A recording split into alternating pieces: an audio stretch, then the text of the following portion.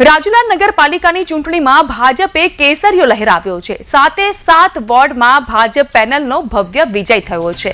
નગરપાલિકામાં ભાજપે 7 વોર્ડ માટે કુલ 28 બેઠકો કબજે કરી છે। ભાજપના કાર્યકર્તાઓ દ્વારા ફટાકડા ફોડીને જીતની ઉજવણી કરાઈ। 2017માં અમારી જ્યારે હાર થઈ હતી અને જ્યાંથી અમને શીખવા મળ્યું હતું, પછી 2018માં કોંગ્રેસે 27 સીટ જીતી હતી। ત્યાર પછી અમારા ધારાસભ્ય હીરાભાઈ સોલંકી સતત પ્રજાની વસાળે રહ્યા અને 2022માં અમારા ધારાસભ્ય જીત્યા। પછી આ 2 વર્ષથી નગરપાલિકાની ચૂંટણી નથી, પણ ટીમ ભાજપ જે 2 વર્ષમાં સખત લોકોની વસાળે રહી, પાણીનો પ્રશ્ન હોય, ગટરનો પ્રશ્ન હોય, સફાઈનો પ્રશ્ન હોય, લાઇટનો પ્રશ્ન હોય, આ બધા પ્રશ્ન ભારતીય જનતા પાર્ટીની ટીમ બની અને રાજુલા શહેરમાં કામ કર્યું છે। એના હિસાબે છેલ્લા 1 વર્ષથી ભારતીય જનતા પાર્ટીનો આખો માહોલ થઈ ગયો હતો કે હવે જો સુશાસન કોઈ આ નગરપાલિકામાં આપશે તો ભારતીય જનતા પાર્ટી જ આપશે। ત્યાર પછી ધારાસભ્યના નેતૃત્વમાં ઉમેદવારો પસંદ કર્યા।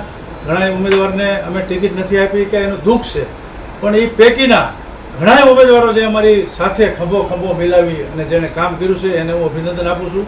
અમારા ધારાસભ્યનું માર્ગદર્શન, અમારા શહેર ભાજપની ટીમ, અમારા જિલ્લાના 5 ધારાસભ્ય, અમારા સંસદ સભ્યો, અમારું જિલ્લાનું નેતૃત્વ, અમારું પ્રદેશનું નેતૃત્વ, એનું સખત માર્ગદર્શન રહ્યું છે।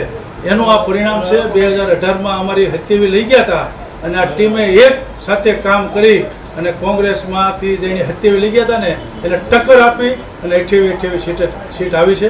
એનું અમને ભારતીય જનતા પાર્ટીના કાર્યકર્તા તરીકે ગૌરવ છે। હવે અમે ટીમ બનાવી અને કામ કરશું અને આ નગરપાલિકાને સુશાસન આપવાના પ્રયાસ કરશું। આજે રાજુલા નગરપાલિકાની ચૂંટણીમાં વોર્ડ નંબર 1માં આજે 4 ઉમેદવારનો જંગી બહુમતીથી જે વિજય થયો છે તે માટે 18 સમાજના વરણને હું આભાર વ્યક્ત કરું છું કે જંગી બહુમતીથી અમને ચૂંટાયા છે। ને સાથોસાથ રાજુલા 28 7 બેઠકમાં જે ભારતીય જનતા પાર્ટીને 18 સમાજે તન મન ધનથી જે મત આપ્યા છે ને ભારતીય જનતા પાર્ટી એનો આભાર વ્યક્ત કરે છે અને આવનારા દિવસોમાં સારામાં સારા કામો કરશે એવી આશા।